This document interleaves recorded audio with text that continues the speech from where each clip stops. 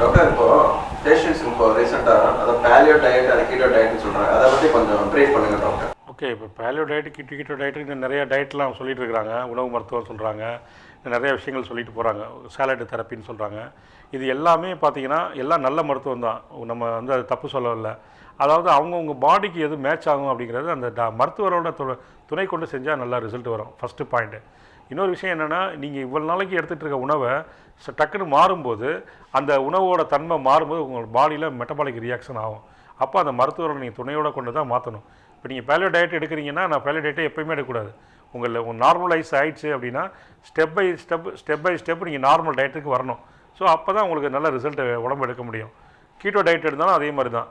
எந்த ஒரு டயட்டில் நீங்கள் எடுக்கிறீங்களோ அந்த டாக்டர் சொல்கிற விஷயங்களை நீங்கள் ஃபாலோ பண்ணி எடுக்கலாம், தப்பு கிடையாது. அப்போ எடுத்து நீங்கள் ஸ்டெப் பை ஸ்டெப்பாக குறைஞ்சி திரும்ப நார்மல் ஃபுட்டுக்கு நீங்கள் வரணும். நான் எப்போயுமே பேலியோ டயட்டில் தான் இருப்பேன், எப்போயுமே கீட்டோ டயட்டில் தான் இருப்பேன், எப்போயுமே சாலட் டயட்டில் தான் இருப்பேன்னா அது ராங் கான்செப்ட். ஸோ இப்போ ஃப்ரூட் ஜூஸஸ் எல்லாம் பற்றி எப்படி டாக்டர்?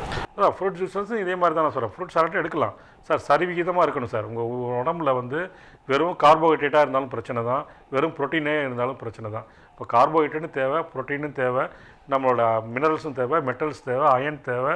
அதாவது நான் ஆர்கானிக் சொல்லுவோம், இன்ஆர்கானிக் சொல்லுவோம். இது ரெண்டுமே நம்ம உடம்புக்கு தேவை. வாட்டர் பேலன்ஸ் தேவை. ஸோ இது எல்லாமே ஒரு 4 பில்லர் தான் சொல்லுவோம். இப்போ இது வந்து உயர்ந்தது, இது தாழ்ந்தது அப்படி கிடையாது. நீங்கள் வந்து அதை முறையான அறிவுரைப்படி நீங்கள் எடுக்கலாம். அதை எடுத்துகிட்டு திரும்பி நார்மலைஸ் கொண்டு வந்துடணும். நீங்கள் எந்த ஒரு டயட்டையுமே லைஃப் லாங் ஃபாலோ பண்ணக்கூடாது, அது பெரிய தப்பு. சப்பாத்தி கூட எடுக்கலாம் தான்? எஸ், சப்பாத்தி எடுக்கலாம். ஆனால் சப்பாத்தி எடுத்தால் சுகர் குறையுமா அப்படின்னா கொஸ்டின் மார்க் தான் சார். அந்தந்த ஸ்டேட்டில் என்னென்ன விளையுதோ, இப்போ உங்கள் ரைஸ் தான் நீங்கள் சவுத்தில் இருக்கீங்க, தஞ்சை மாவட்டத்தில் இருக்கீங்க அப்படின்னு வச்சுக்கோங்க உதாரணத்துக்கு. அங்கே ரைஸ் தான்னா அந்த ரைஸ் தான் உங்களுக்கு உணவு. நீங்கள் சப்பாத்தி சாப்பிட்டா சுகர் குறையும்னா தப்பான கான்செப்ட். நார்த்தில் வந்து எங்கள் சப்பாத்தி கோதுமை தான் விளையுது அப்படின்னா அவங்களுக்கு அது ஓகே. ஆனால் எப்போயுமே நீங்கள் வந்து அது சப்பாத்தி மட்டும்தான் சாப்பிட்ணும் அப்படிங்கிறது தப்பு, அது ராங் கான்செப்ட். அந்தந்த ஸ்டேட்டில் எதுக்கு இறைவன் வந்து ஏன் நமக்கு ஒரு இடத்துல விளையிறதை இன்னொரு இடத்துல ஏன் தரல அப்படின்னா, அந்தந்த சீதோஷ நிலைக்கு என்ன விளையுமோ அதான் அந்த மக்களுக்கு உண்டான உணவு. அதாவது இயற்கையை நம்ம கரெக்டாக கொடுக்குறாங்க, நம்ம அதை கரெக்டானபடி எடுத்தோம்னா ரிசல்ட் வரும். ஆனால் முறையாக நான் வந்து இப்போ 3 வேளையும் ரைஸே தான் எடுப்பேன் அப்படின்னா அது தப்பு.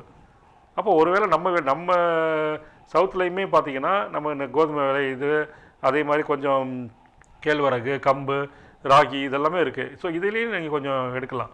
ஸோ அது மாதிரி ஒவ்வொரு ஸ்டேட்டில் என்னென்ன இருக்கோ நீங்கள் கலந்து எடுக்கலாம்.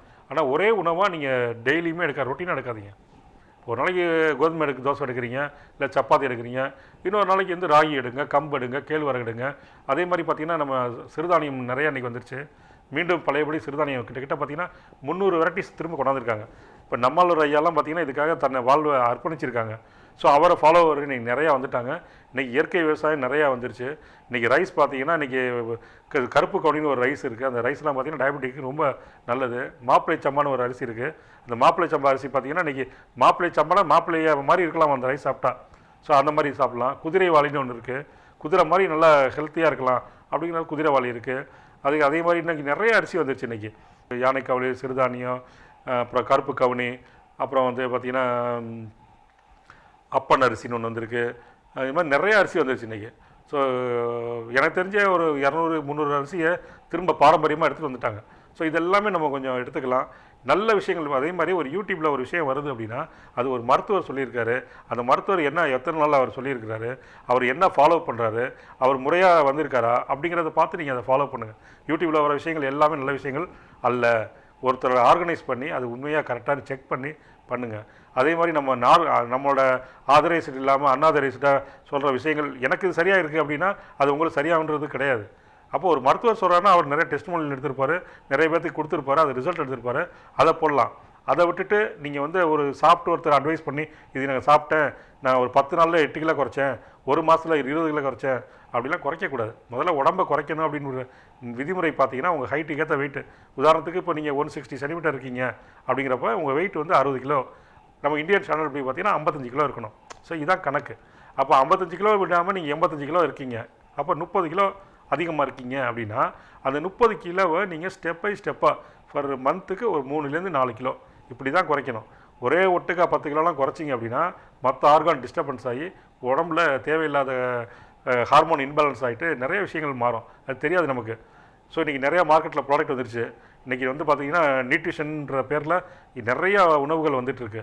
ஸோ அதனால் அது கரெக்டாக இருக்கா இல்லையா அந்த மருத்துவரை நீங்கள் அணுகி அவங்க சொல்கிற விதிமுறைப்படி சாப்பிட்டு உடம்பை நல்லபடியாக பார்த்துக்கணும் அப்படின்னு நான் இந்த நேரத்தில் சொல்ல விரும்புகிறேன். ஸோ இது முக்கிய கடமை இது. அதனால் அட்வைஸ் யார் பண்ணுறாலும் அட்வைஸ் ஈஸியாக சொல்லிட்டு போயிடுவாங்க. அந்த அட்வைஸ் கரெக்டான அட்வைஸ்ன்றதை ஃபாலோ பண்ணி தான் நீங்கள் எடுக்கணும். அது உங்களோட இது.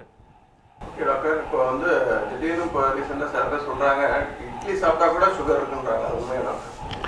இல்லை, நான் தான் சொல்கிறேனே சார், அது இட்லிலாம் வந்து பார்த்தீங்கன்னா இங்கே இல்லை, இப்போ அமெரிக்காவில் போய்ட்டு இட்லி வந்து நல்ல உணவு எல்லோரும் சாப்பிட்லாம் அப்படின்ற மாதிரி அமெரிக்காவில் சொல்கிறாங்க. இங்கே இந்தியாவிலேருந்து போகக்கூடிய விஷயங்கள் அங்கே போய்ட்டு சொல்கிறாங்க. இன்னும் பழைய சோறு பார்த்தீங்கன்னா இங்கே இந்தியாவில் வந்து நம்ம பாரம்பரியமாக சாப்பிட்டுட்டு இருந்த மக்கள் பழைய சோறை இன்றைக்கி வந்து பானையில் வச்சு அதை விற்கிற அளவுக்கு அமெரிக்காவில் போயிட்டுருக்காங்க, ஐஸ் பிரியாணின்ட்டு. ஸோ அதனால் இட்லி வந்து ஒரு நல்ல உணவு. பிறந்த குழந்தையிலேருந்து முதியோர் வரைக்கும் எல்லாருமே இட்லி சாப்பிட்லாம். இட்லினால சுகர்லாம் வராது. சுகர் வருது அப்படின்னா குவான்டிட்டி அதிகமாக எடுக்கிறாங்க. சார் 4 இட்லி தான் உங்களுக்கு தேவை, நீங்கள் 20 இட்லி எடுத்தால் என்ன ஆகும்? அப்போ எக்ஸஸ் குளுக்கோஸ் ஆகும். சாப்பிட்டுட்டு உட்காராதீங்க. நீங்கள் வீட்டிலேயே இருந்தாலும் ஆஃப்டர் ரிட்டைர்மெண்ட் ஆகிடுச்சு சுகர் எல்லாம் எப்போ வருது அதிகமாக பார்த்தீங்கன்னா முன்னாடிலாம் சொல்கிறது 60 வயசுக்கு அப்புறம் தான் சொல்கிறாங்க.